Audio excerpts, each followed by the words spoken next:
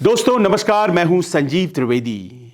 चुनाव आयोग को लेकर जिस तरह का द्वंद्व देखने को मिल रहा है, आजाद भारत में इस तरह का द्वंद्व पहले कभी देखने को नहीं मिला था। इलेक्शन कमीशन को जवाब देना है।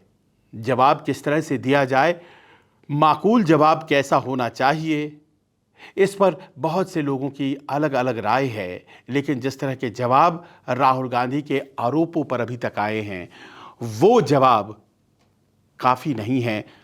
आमतौर पर लोग यही महसूस कर रहे हैं। इलेक्शन कमीशन स्वायत्त संस्था, संविधान ने कुछ इस तरह से उसे गढ़ा है कि वो देश की लोकतंत्र की मर्यादा की सबसे बड़ी कस्टोडियन हो जाए। लेकिन आज की तारीख में स्थिति ऐसी है कि उसके ऊपर देश के नेता प्रतिपक्ष, लीडर ऑफ ऑपोजिशन ने गंभीर आरोप लगा दिए हैं।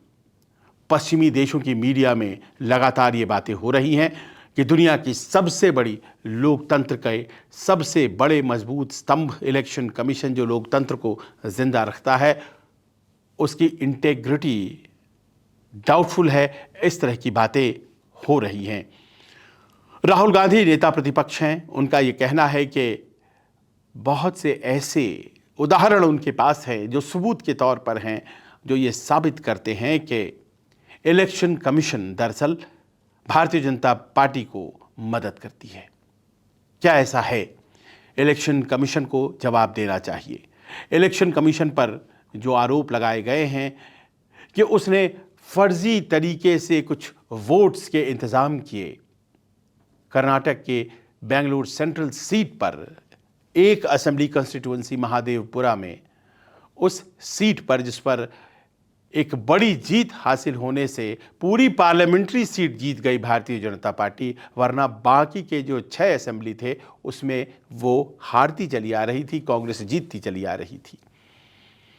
ये कहना है राहुल गांधी का कि जब आकलन किया गया उस एक सीट का, जहां पर हार इतनी बड़ी थी कि उसने भारतीय जनता पार्टी को पार्लियामेंट सीट ही दे दिया, तो पाया ये गया कि दरअसल वहाँ पर 1,02,000 फर्जी वोट हैं और इसीलिए वो फर्जी वोट भारतीय जनता पार्टी की कथित जीत की वजह बने। ये आरोप लगा करके राहुल गांधी ने एक बहुत ही बड़ा चैलेंज इलेक्शन कमीशन को दिया। इंतज़ार होने लगा कि इलेक्शन कमीशन क्या जवाब देता है। इस बीच राहुल गांधी ने अपने अगले कार्यक्रम को भी अंजाम दिया। उन्होंने कहा कि मैं बेंगलुरु जाऊंगा और बेंगलुरु जाकर के मैं उस इलेक्शन कमीशन पर मार्च करूंगा और उनसे मैं पूछूंगा कि ऐसा आपने क्यों किया, सबूत के साथ जाऊंगा। ये कार्यक्रम बन गया तो इलेक्शन कमीशन की प्रतिक्रिया भी आ गई, और वो प्रतिक्रिया कल और आज में क्या क्या आई ये आपको बताएंगे। और कहानी यहीं से शुरू हो जाती है कि इलेक्शन कमीशन आखिरकार जिस तरह से इस वक्त उसे अपनी बातें कहते हुए नज़र आनी चाहिए, क्या वो नज़र आ रहा है? इलेक्शन कमीशन क्या वो तमाम सवालों के जवाब देने में आज की तारीख में सक्षम है जो कि उठाए जा रहे हैं, जो कि इस लोकतंत्र के लिए बहुत ही अहम हैं, महत्वपूर्ण हैं? जब राहुल गांधी ने कल महादेवपुरा को लेकर के सवाल उठाए तो उन्होंने साथ में ये भी कहा कि कई ऐसे वोटर हैं जो कि रजिस्टर्ड तो हैं महादेवपुरा में, लेकिन उत्तर प्रदेश में भी रजिस्टर्ड हैं, और वो रजिस्टर्ड न केवल उत्तर प्रदेश में है बल्कि मुंबई में भी रजिस्टर्ड हैं। और उन्होंने ऐसे 2-3 उदाहरण भी दिए। इलेक्शन कमीशन को लगा कि ये अपने आप में एक अवसर है, और उन्होंने बस उसी को कोट करते हुए कहा कि आप सबूतों के साथ हमारे पास आइए और एक शपथ पत्र भी दीजिए और कहिए कि अगर ये सबूत गलत पाए गए तो मैं दंड का भागी होऊंगा। ये प्रतिक्रिया इलेक्शन कमीशन की थी। क्या ये काफ़ी है? ये हमें और आपको तय करना है। वो आरोपों पर नहीं जा रहे हैं, वो एक व्यक्ति के वोट को रजिस्टर कहाँ करना है और क्या गड़बड़ी है और क्या गड़बड़ी सचमुच में है, इसका आकलन वो नहीं कर रहे हैं। वो कह रहे हैं कि अगर आपने पॉइंट आउट किया है तो फिर हमें इसे जांच करने के लिए आप सहयोग करिए। कैसा सहयोग? क्योंकि जो आंकड़े राहुल गांधी के द्वारा दिए जा रहे हैं वो तमाम आंकड़े इलेक्शन कमीशन के द्वारा दिए गए डेटा से ही तो निकले हैं। तो क्या तुरंत इलेक्शन कमीशन खुद जांच नहीं कर सकता है? इलेक्शन कमीशन ने ऐसा क्यों कहा हम आपको बताएंगे, लेकिन ये पहली प्रतिक्रिया थी। राहुल गांधी ने जो सवाल खड़े किए उस पर उन्होंने शपथ पत्र मांग लिया। उम्मीद ये की जा रही थी कि इलेक्शन कमीशन सामने आएगा और कहेगा कि राहुल गांधी आप गलत कह रहे हैं, हमने आपको जो डेटा दिया है उसमें इस तरह की बातें नहीं हैं। लेकिन ये बातें नहीं कही गई। बातें कह दी गई कि आप बताइए शपथ दे करके कि जितने आरोप लगा रहे हैं वो सही है ना, वरना आप दंड के भागी होंगे। राहुल गांधी ने कहा कि मेरे शब्द शपथ है, मैं नेता प्रतिपक्ष हूं और आप हम पर केस करिए।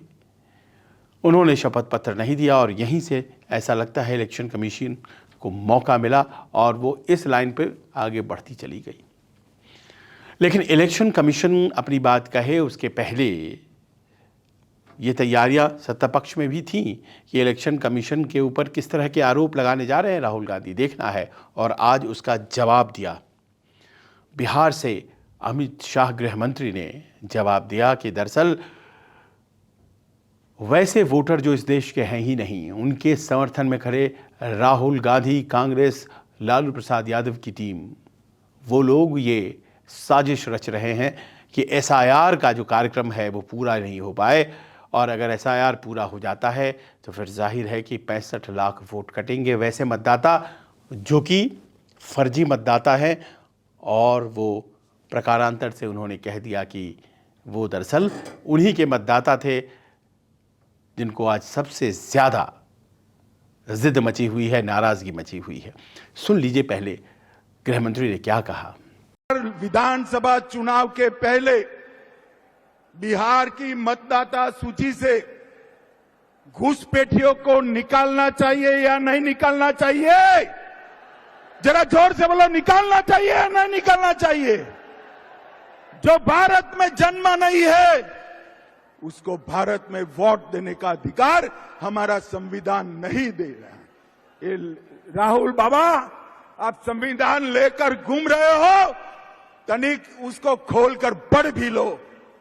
घुसपैठियों को इस देश की चुनावी प्रक्रिया में हिस्सा नहीं लेना है और इसीलिए वो एसआईआर का विरोध कर रहे हैं, क्योंकि घुसपैठिए इनकी वोट बैंक है। आप चिंता मत करिए भाइयों बहनों, मोदी जी बिहार में पूरा दौरा करे हैं, मैं भी संगठन की मीटिंगें कर रहा हूं।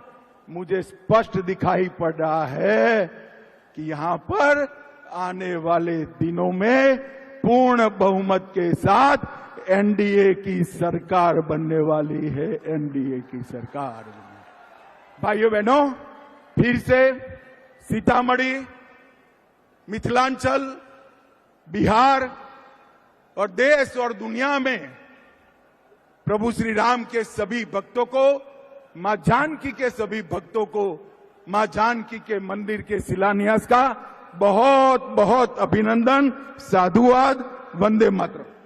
ये बातें जो गृहमंत्री की तरफ से आई तो फिर इसका जवाब भी है और जवाब राहुल गांधी की तरफ से क्या है वो आपको हम बताएंगे और फिर आखिर में बताएंगे कि इलेक्शन कमीशन इन सब के बाद क्या कहने पर अपने आप को मान रहा है कि उसका काम पूरा हो गया।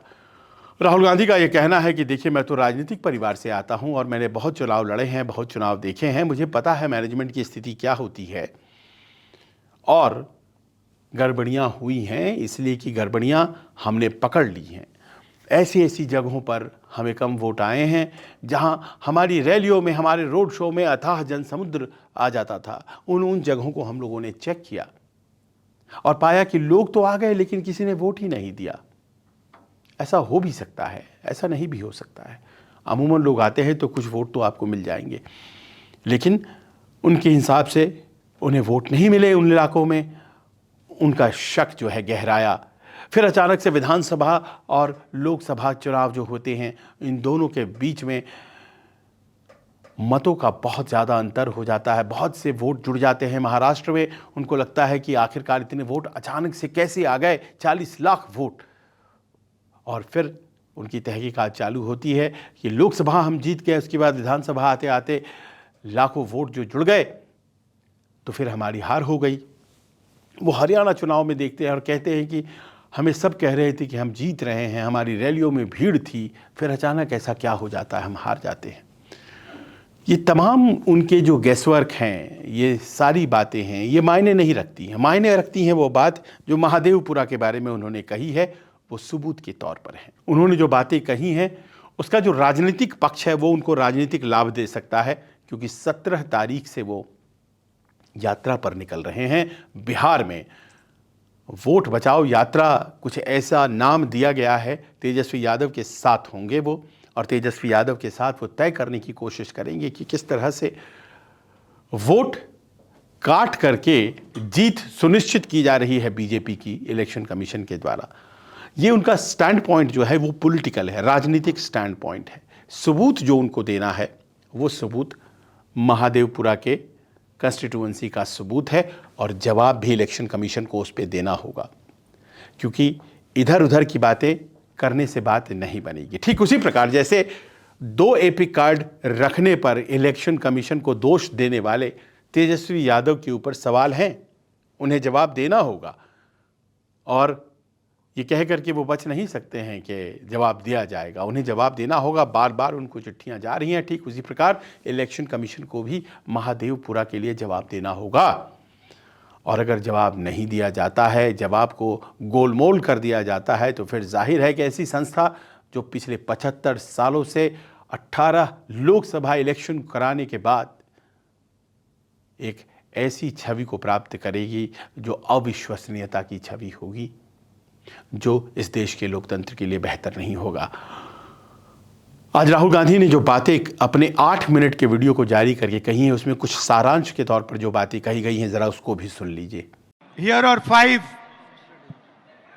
questions to the Election Commission of India. Instead of threatening us, threatening me, answer these 5 questions. Number 1, why are you not giving voter lists in digital machine readable format to the people of India? Number 2, why are you destroying video evidence?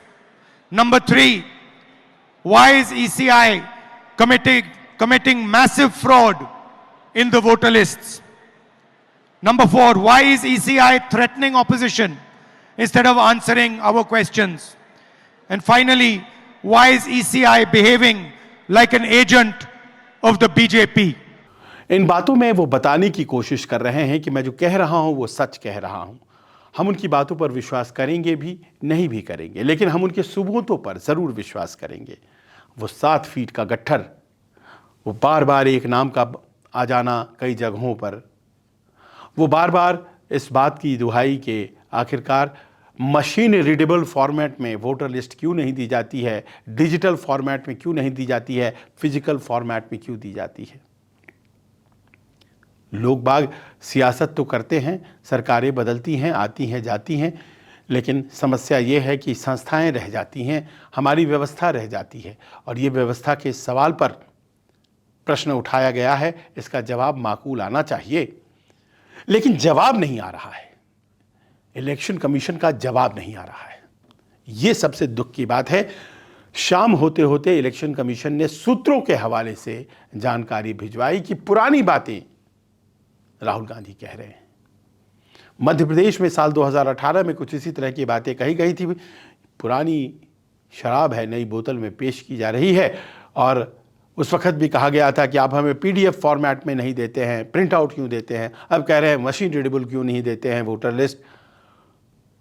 पर प्रश्न ये है कि देते क्यों नहीं हैं, कौन ऐसी चीज़ है। सुप्रीम कोर्ट ने कहा है कि भाई नहीं देना है, तो सुप्रीम कोर्ट ने किस आधार पर कहा है कि नहीं देना है, कौन सा ऐसा उससे कॉन्फिडेंशियलिटी ख़त्म हो जाती है, क्या कौन सी ऐसी बात हो जाती है।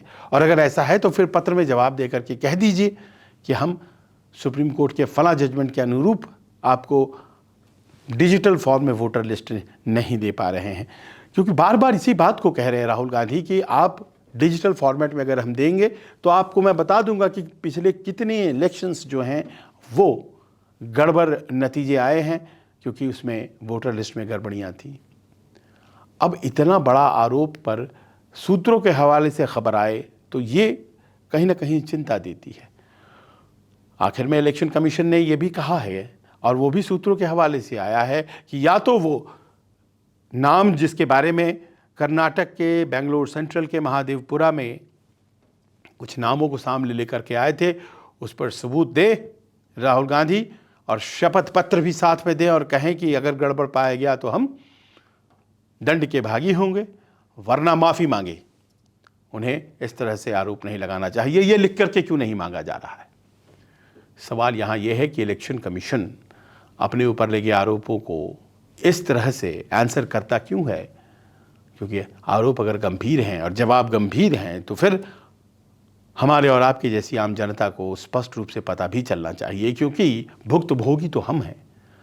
हमें झेलना पड़ रहा है आज की तारीख में, और हमें अविश्वास सा हो रहा है उस संस्था पर जिसको देख देख करके हर एक आम आदमी सोचता है कि मैं अपने देश के सरकार को बनाने में अपनी भूमिका निभा रहा हूं। इलेक्शन कमीशन के ज़रिए आज की तारीख में बात कांग्रेस और बीजेपी की नहीं है, बात इलेक्शन कमीशन की है। बात इसकी नहीं है कि बिहार में किसकी सरकार बन जाएगी, बात तो चुनाव आयोग की है, बात लोकतंत्र में आस्था की है। और यह फ्लिप फ्लॉप जो सामने आ रहा है कि सूत्रों के हवाले से खबर देकर के कुछ बातें हो रही हैं, शपथ दीजिए, शपथ ले लीजिए। मैं तो कहूँगा राहुल गांधी को कि आपको अपने अगर कॉन्फिडेंस है सबूतों पर तो आप शपथ दें। क्यों नहीं दे रहे हैं? दे दीजिए शपथ। लेकिन सवाल यह है कि शपथ लेना तो ध्येय नहीं है ना। शपथ ले करके इलेक्शन कमीशन क्या करेगा? उन आरोपों को जांचेगा। उन आरोपों को जांचा जा रहा है क्या? इस बारे में बताया क्यों नहीं जा रहा है? जो 1,02,000 वोट फालतू के बन गए थे कथित तौर पर, इलेक्शन कमीशन क्या उन आरोपों की जांच करेगा? क्या बताएगा कि बेंगलोर सेंट्रल की सीट अगर जीती गई थी तो वो अगर जीती गई थी 30,000 वोटों से तो वो सही थी, गलत नहीं था? ये सवाल कायम है। बिहार के इलेक्शन आएंगे जाएंगे, पर सवाल ये बने हुए हैं इस बात पर कि आखिरकार इलेक्शन कमीशन अपने आप को ऐसे रूप में क्यों सामने लेकर आ रहा है जिसमें उसकी अपनी वक़्त, उसका अपना रुतबा वो कम हो रहा है। कहीं कोई और बात तो नहीं है। आपको क्या लगता है? आप भी हमारे इन प्रश्नों के साथ अपने आप को जोड़िए और उत्तर ढूंढने की कोशिश कीजिए और अपने कमेंट्स यहाँ पर कमेंट बॉक्स में साझा जरूर कीजिए। नमस्कार। नमस्कार, मैं हूं मानक गुप्ता। अगर आपको हमारा ये वीडियो पसंद आया हो तो इसे लाइक और शेयर जरूर करें, और हाँ, हमें सब्सक्राइब और फॉलो करना ना भूलें ताकि आप देश और दुनिया की कोई खबर मिस ना करें। तो जुड़े रहिए हमारे साथ और देखते रहिए न्यूज़ 24।